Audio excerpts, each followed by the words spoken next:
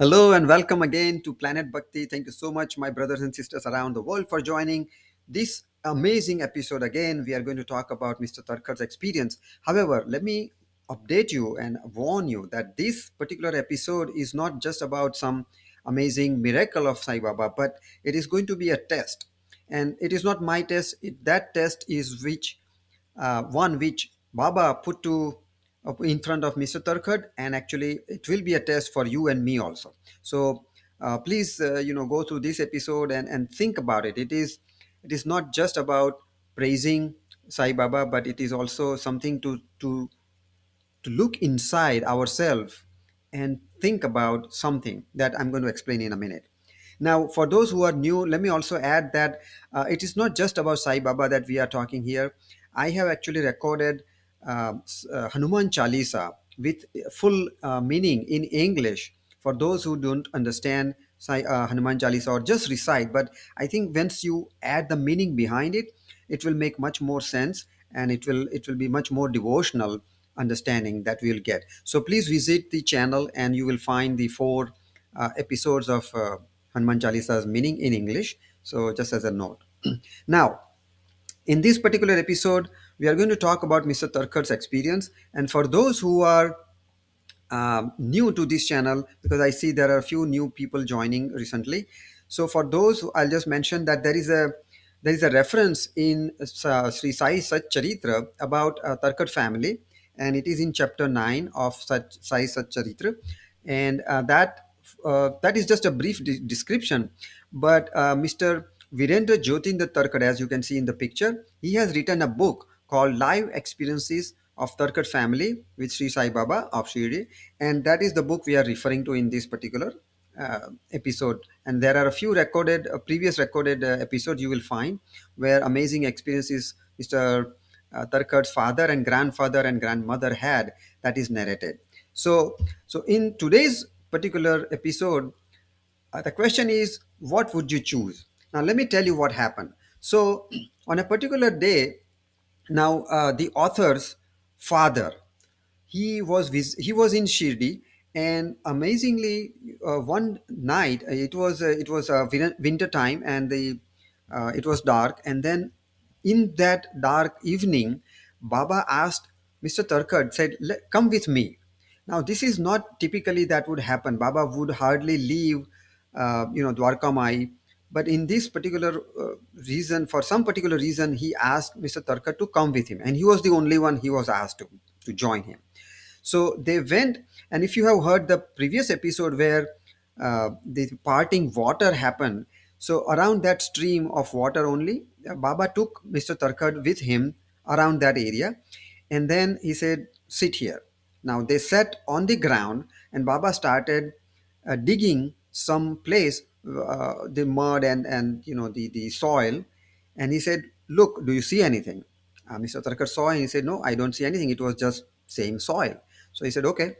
He did more digging, and he said, "Do you see anything?"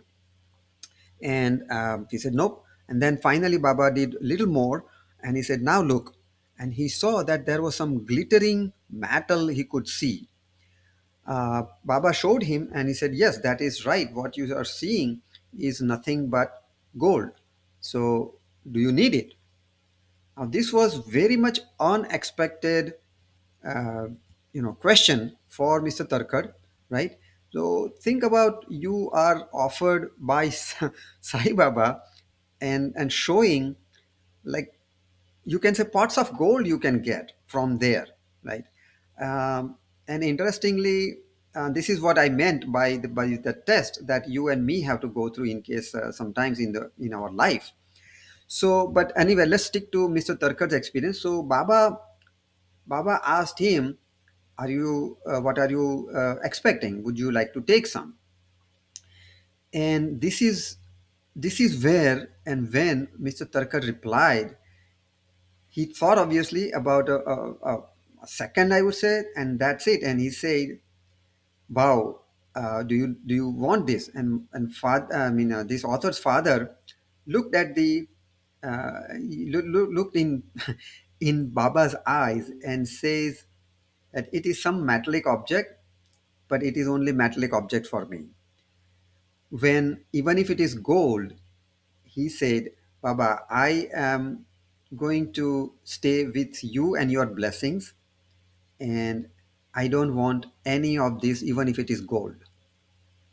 Now that answer, think about it. If there's a pot of gold is in front of you, and Baba is asking, which in this case would just be in a human form, right? So it is not like you are getting it something in, you are in a temple and the deity suddenly offers something, suddenly something happen in front of you.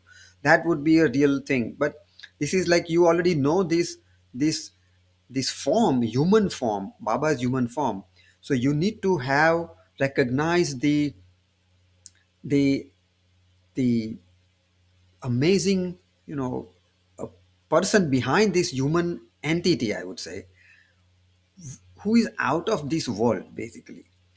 And you should have recognized and have so much faith, because a pot of gold in early 1900s could be could be unbelievable to just get hold of. But in this particular case, I think Mr. Tarkar did the right thing. Or well, let's see how would you suggest. I would like to see your comments. Like, did he do right or not? But his reply was, Baba, I'm yearning for your blessings and not the materialistic things in the world. I am not to be swayed away by this Maya, quote unquote Maya, Maya, right? Maya means this illusion of wealth and fame and all those things that we get carried away with.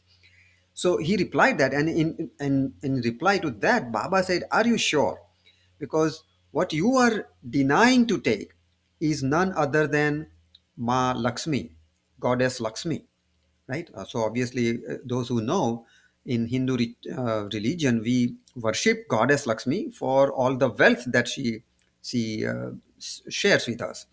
So so now this is a tough choice. Think about, on one side you have goddess Lakshmi, on the other side you have to go with Baba.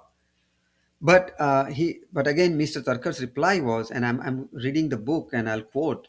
He says, so Baba says, she won't be pleased with this selection. So because if you are denying, once you decline her boon, this is exactly what it says in the book. Once you decline her boon, she will never ever come back to you. This is what Baba's words were. Think about it. She will never ever come back to you.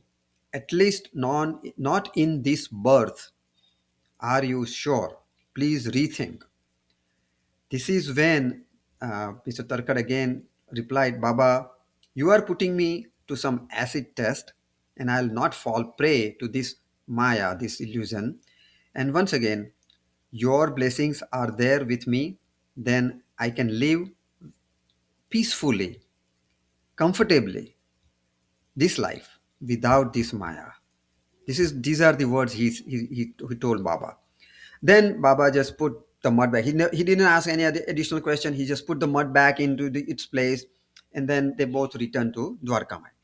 Now, there is a slight additional, incident along in this section. So, what happened is there was uh, one of the natives of Shirdi. Somehow he saw this whole episode from afar, and he thought that there is Baba. Well, he didn't know what exactly that conversation was or what was seen by Mr. Tarkat, but he at least he thought that if Baba is showing something, there must be something great, like it must be a treasure, right? So at least CD people knew that if Baba is doing something, there must be some divine thing behind it. So, so he the other day he thought of going at night and digging around the same place to find out that treasure. Unfortunately, he started doing it, and a Scorpio bit him, and he was so much in pain. Uh, Around early morning, he had to run to Baba and say, Baba, I'm sorry, because none other than Baba could only solve this problem. So Baba told him that you try to get something that was not in your fate, not in by your karma. Everybody gets their own share, and that is what is given. You should not try to snatch away from somebody else's karma. So this was a teaching that Mr. Tarkad heard, and that gentleman heard, and he obviously prayed and pardon, asked to pardon him. Baba then put his that udi, the ash, the amazing, miraculous ash on his finger, and he was cured immediately.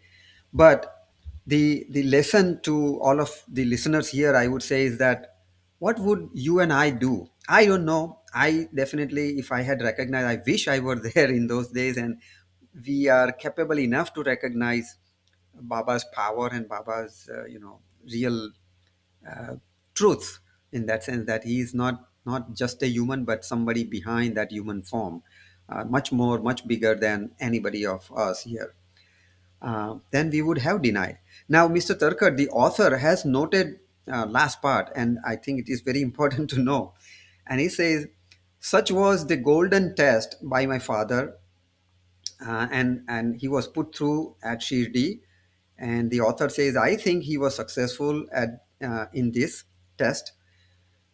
Plus, he noted that he didn't fall prey to Maya. But one thing I would note, and that is that in my father's future career, he could not accumulate wealth. Goddess Lakshmi had refrained from going to him, and his financial status was, basically was not that great, basically. So he said, I'll not go into the history, but this is, so what Baba said is kind of true, that he did not take Mahalakshmi's boon, and she did not return any additional favor throughout that life, at least. But I mean, it's amazing to hear this particular episode. I was a little, moved, I would say. I would like to hear your comments and your thoughts on what should we do and how we get carried away in this illusion of this world, and how can we be a real true devotee of Sai Baba. So please share your thoughts. This would be amazing, and we'll continue our journey about this. So at the end, as we always do, please hail Sri Sai Baba with me. Anantakoti Brahmananayak Rajadhiraj Yogiraj Parabrahma Sri Sachidanand Sadguru Sainath Maharaj ki Jai. Don't forget to subscribe. Thank you so much.